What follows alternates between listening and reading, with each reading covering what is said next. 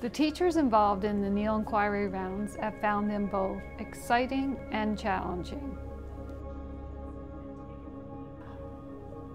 What struck me most in the Neil process, nurturing instructional excellence and leadership, I wasn't sure what to think at first. I was a little bit nervous, and this is what popped into my head. Game 7, Stanley Cup playoffs, you're heading into the third period, you're about to go into the dressing room, everyone's a little nervous. What does the coach say to you? Of course, we're interested in the outcome of the game, but what I'm interested in is what is the coach saying to their players.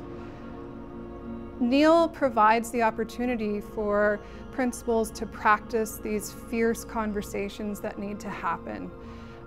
We need to take risks, and having principals leading the way with risk-taking is what we need to do in our division. As a newer teacher and as a teacher new to this division, I volunteered for the Neil Project so that I could basically get feedback for my own practice. And what I liked about it was having given a goal or given a purpose prior to having 3 other adults in the classroom, it took a lot of pressure away from my own teaching. So I felt a lot less intimidated. It meant that the 3 adults were focused and zoning in on the question that I wanted them to look at rather than myself and what I was doing. So it ended up being a really positive experience. It opened a pathway to work with my principal in a way we hadn't collaborated before. It meant that he's now continuing to come into my classroom. He's aware of what I'm working on as a teacher.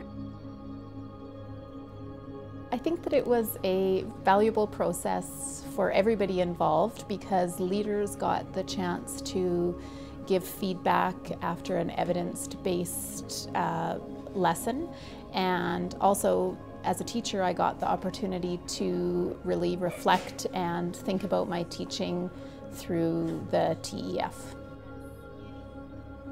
The best part for me about the Neil process was, well, they came in and it wasn't intimidating at all. It was really good. It was really right away clear that we were not evaluating me, we were evaluating the administration and helping them do their job, so that took the pressure off me a bit. And also one of the best parts for me was that I didn't really know Craig that well. I'd taught with him before, but we'd never seen each other teach or anything like that because we're so busy, and as an administrator often the conversations we have are about problem solving in the classroom rather than teaching.